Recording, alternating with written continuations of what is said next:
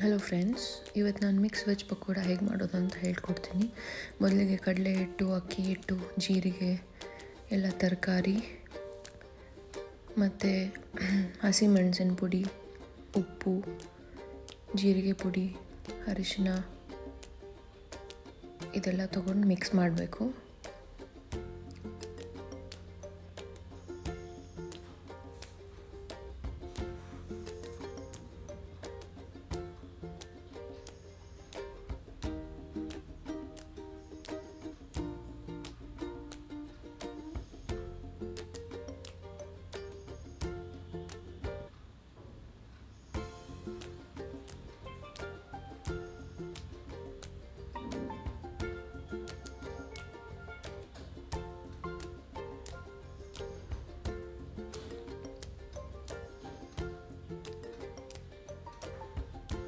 ಇದೆಲ್ಲ ಹಾಕಿದ ನಂತರ ಸ್ವಲ್ಪ ಕಾದಿರೋ ಎಣ್ಣೆ ಮಿಕ್ಸ್ ಮಾಡಬೇಕು.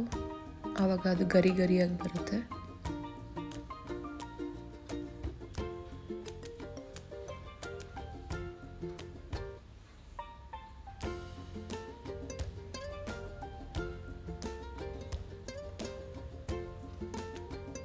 ನೀರು ನೋಡ್ಕೊಂಡು ಮಿಕ್ಸ್ ಮಾಡಬೇಕು, ಎಷ್ಟು ಬೇಕು ಅಂತ.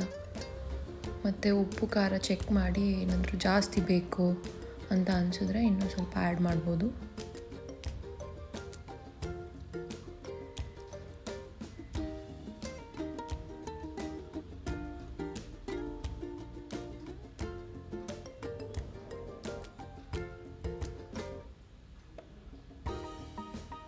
ಇವಾಗ ಒಂದು ಬಾಣಲಿಯಲ್ಲಿ ಎಣ್ಣೆ ರೆಡಿ ಮಾಡ್ಕೋಬೇಕು.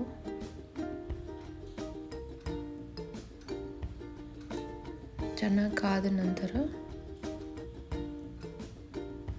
ಅದರಲ್ಲಿ ಮಿಕ್ಸ್ಡ್ ವೆಜಿಟೇಬಲ್ ಹಿಟ್ಟಲ್ಲಿ ಕಲಸಿರೋದನ್ನು ಹಾಕಿ ಡೀಪ್ ಫ್ರೈ ಮಾಡ್ಕೋಬೇಕು.